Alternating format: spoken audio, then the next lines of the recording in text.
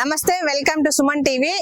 ఈ రోజు మనము జిల్లా ప్రజా రవాణా అధికార కేంద్రం దగ్గర మనం ఆఫీస్ దగ్గర ఉన్నామంటే ఈ రోజు మనము మాట్లాడబోయే అంశం ఏంటంటే మన కడప జిల్లాలో ఉన్న రాయచోటి నియోజకవర్గం డైనమిక్ పొలిటీషియన్ గురించి మనం ఈ రోజు చెప్పబోతున్నామండి. ఇక్కడ ఈ రోజు మనం మాట్లాడుకునే విశేషం ఏంటంటే కడప జోన్ లో ఆర్టీసీ డిపోలో ఇక్కడ ఎవరైతే ఎంప్లాయీస్ ఉన్నారో ఇక్కడ 52 డిపోస్ ఉన్నాయి.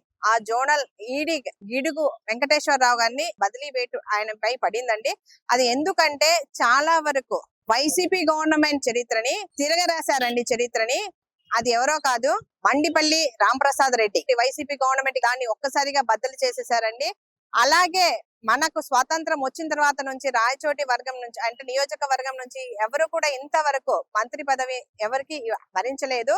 అలాంటిది మన మొట్టమొదటిసారిగా మండిపల్లి రాంప్రసాద్ రెడ్డికి వరించిందంటే ఎంత మనకు చంద్రబాబు నాయుడికి ఆయనపై ఉన్న నమ్మకానికి అదొక నిదర్శనమనే మనం అనుకోవచ్చు.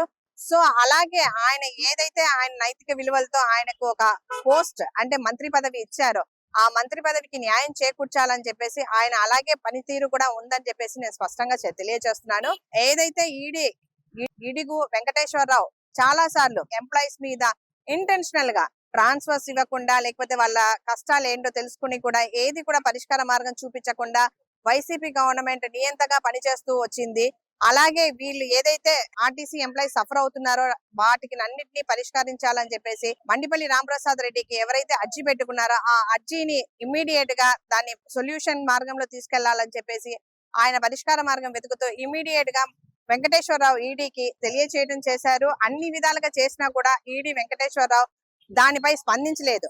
మొత్తం మీద మండిపల్లి రాంప్రసాద్ రెడ్డి సహనం చాలా నశించి తీరా తనే స్వయంగా 3 సార్లు ఫోన్ చేయడం కూడా జరిగిందండి. ఒక మంత్రిగా ఉండి ఆయన డైరెక్ట్ గా కాల్ చేసినా కూడా ఎవరు అని ప్రశ్నించే పరిస్థితి వచ్చింది. అది ఎవరికో కాదు, వైసీపీ పాలనలో ఉన్న ఈడీ గిడుగు వెంకటేశ్వరరావు. సో ఆయన సహనం నశించి ఎవరికైతే పనితీరు సరిగా లేదు అనేసి అనుసరించారో ఇమ్మీడియట్ గా వాళ్ళపై చర్య తీసుకోవాలని చెప్పేసి ప్రెషర్ తీసుకొని రావడం జరిగింది. అధికారుల గుండెల్లో దడ పుట్టిస్తున్న మన రాయచోటి నియోజకవర్గ మంత్రివర్యులు మండిపల్లి రాంప్రసాద్ రెడ్డి ఆయన గురించి మన ఎంప్లాయీస్ వాళ్ళ స్పందన ఎలా ఉందో వారి మాటల్లోనే మనం తెలుసుకునే ప్రయత్నం ఈ రోజు చేద్దాం. మండిపల్లి రాంప్రసాద్ రెడ్డి రవాణా క్రీడా యువజన మంత్రివర్యులు ఆయన అధికారుల గుండెల్లో దడ పుట్టిస్తున్నారు. అంటే ఎవరైతే సామాన్యులు మన ఎంప్లాయీస్ అర్జీ పెట్టుకొని సమస్య పరిష్కార మార్గం చూపించామంటే ఇమీడియట్ గా ఆయన నుంచి ఒక యాక్షన్ ఉంది. మరి అలాంటి ఆయన పరిపాలన ఎలా ఉంటుంది? ఆ పరిపాలన తర్వాత మీకు ఇంకా ఆర్టీసీలో ఇంకా ఎలాంటి సమస్యలు ఉన్నాయా? వాటిని ఆయన దృష్టికి తీసుకెళ్లాలనేసి అనుకుంటున్నారా? ఈ గవర్నమెంట్ అంటే గత గవర్నమెంట్ నుంచి ఈ గవర్నమెంట్ పోల్చుకుంటే ఎలా పనిచేస్తుంది అనేసి మీరు అనుకుంటున్నారు? మీరు ఏమైనా అంచనాలు ఉన్నాయా?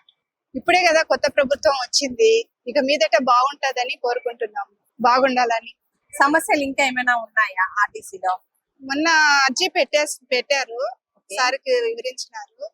ఇంకా ఆయన నిర్ణయం తీసుకోవాలి.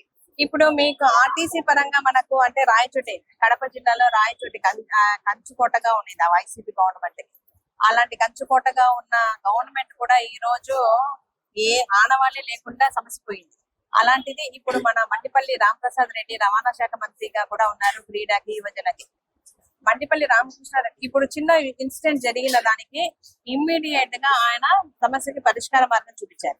అంటే ఈ 52 డిపోల్లో ఎక్కడైతే సమస్య జరిగిందో ఆ సమస్యకి పరిష్కారం వెతుకుతూ అర్జీ పెట్టుకున్న వెంటనే ఈడీ దాకా రెస్పాండ్ అయ్యారు. ఈడీని బదిలీ చేసి పంపించడం కూడా జరిగింది. అధికారుల గుండెల్లో దడ పుట్టిస్తున్నారు. మరి అలాంటి ఒక పొలిటీషియన్ మనకు ఉన్నారు ఈ రోజు. ఆయనపై మీకు ఎంతవరకు నమ్మకం ఉంది? ఆయన పరిపాలన ఆయన దృష్టికి మీరు ఇంకేమైనా సమస్యలు తీసుకెళ్లాలనుకుంటున్నారు? ప్రసాద్ రెడ్డి గారు రీసెంట్ గా వచ్చారు, విషయాలన్నీ ఆయన క్షుణ్ణంగా తెలుసుకుని పరిష్కరిస్తే ఆశిస్తున్నాము. కాకపోతే గతంలో గవర్నమెంట్ లైక్ మేము రావడం కారణము మాకు పెన్షన్ విధానం పెన్షన్ విధానం గవర్నమెంట్ లో పరంగా వాళ్ళతో పాటు ఇస్తారనే ఉద్దేశంతో వచ్చినాం. మరి ఆ విషయంపై ఇంకా ఏం క్లారిటీ ఇవ్వలేదు.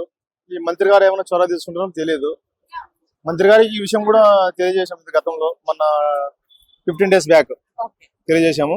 అక్కడి నుంచి ఆయన సానుకూలంగా స్పందించినారు. మిమ్మల్ని మర్చిపోము అనే మాట చెప్పినారు. ఎందుకంటే ప్రతి ఎంప్లాయీని నేను దృష్టిలో పెట్టుకుంటాను, మీరు చాలా ఇబ్బందులు పడతారు, చాలా కష్టపడుతున్నారు, హార్డ్ వర్క్ చేస్తున్నారని ఆయన కూడా ఆయన దృష్టికి తెలిసింది. మీ సాధక బాధకాలన్నీ మాకు తెలిసినాయి, కానీ మేము దృష్టిలో పెట్టుకొని మీ ఉద్దేశాలన్నీ ఏమైనా ఉంటే చెప్పండి, అవి కూడా తీరుస్తామని చెప్పారు. ప్రసాద్ రెడ్డి చేస్తానైతే నమ్మకం ఉంది. ఇంతకు ముందు గవర్నమెంట్ వైసీపీ గవర్నమెంట్ ఆ పాలనకి ఇప్పుడున్న పాలనకి మీకు ఏమన్నా ఇంకా ఎక్స్పెక్టేషన్స్ ఏమన్నా ఇవి ఉన్నాయా?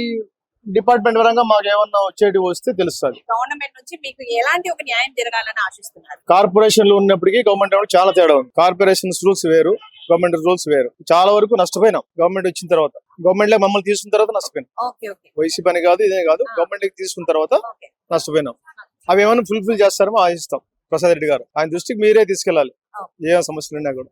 సో మీరే- ఆయన పరిపాలనలో మనకు చిన్న స్థాయి ఎంప్లాయీస్ నుంచి ఎవరికైనా సరే ఎలాంటి సమస్యలు ఉన్నా తక్షణమే పరిష్కరించాలని చెప్పేసి ఎందుకు గవర్నమెంట్ మారింది, ఎంప్లాయీస్ కూడా మారండి అనేసి మన చంద్రబాబు నాయుడు పిలుపునిస్తున్నారు.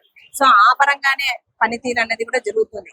ఖచ్చితంగా మీ ఎక్స్పెక్టేషన్స్ కి వాళ్ళు రీచ్ అవుతారని అనుకుంటున్నారా?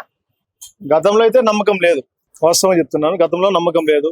ఈసారి అతనే మారినాను, నేను మిమ్మల్ని దృష్టి పెట్టుకుంటాను ఉద్యోగస్తులు అని అన్నాడు. చూద్దాం అనే ఉద్దేశంతోనే దీంట్లోకి ఎంటర్ అయినా. ఒక రకం చెప్పాలంటే చాలా మంది ఉద్యోగస్తులు మారినాడని చెప్తున్నాడు కాబట్టి ఓటు పరంగా ఇక్కడికి వచ్చారు. గత వైసీపీ ప్రభుత్వంలో చాలా వరకు సమస్యలు ఎదుర్కొన్నారని, సమస్యలకు పరిష్కారం జరగలేదని, వారికి అన్యాయం జరిగిందని చెప్పేసి ప్రతి ఒక్క ఎంప్లాయీస్ కూడా చెప్తున్నారండి. సామాన్యునికి న్యాయం జరగాలంటే చంద్రబాబు నాయుడు గవర్నమెంట్ రావాలని మనస్ఫూర్తిగా కోరుకున్నామని చెప్తున్నారు. అలాగే ఈ గవర్నమెంట్ లో ప్రతి ఒక్కరికి సామాన్యుని స్థాయి నుంచి ప్రతి ఒక్కరికి న్యాయం జరుగుతుందనేసి ఎక్స్పెక్ట్ చేస్తున్నారు. రవాణా శాఖ మరియు క్రీడా యువజన శాఖ మంత్రి వర్యులు మండపల్లి రాంప్రసాద్ రెడ్డి మీద అయితే చాలా వరకు అంచనాలు వేసుకొని ఎక్స్పెక్టేషన్స్ తోనే ఎంప్లాయీస్ అందరూ, ఆర్టీసీ ఎంప్లాయీస్ అందరూ ఉన్నారండి. ఆయన హయాంలో ప్రతి ఒక్కరికి న్యాయం జరుగుతుంది, ప్రతి ఒక్క సమస్యకు తక్షణమే పరిష్కారం దొరుకుతుందనేసి వారి గట్టిగా నమ్ముతున్నామనేసి ప్రతి ఒక్కరు హర్షం వ్యక్తం చేస్తున్నారు.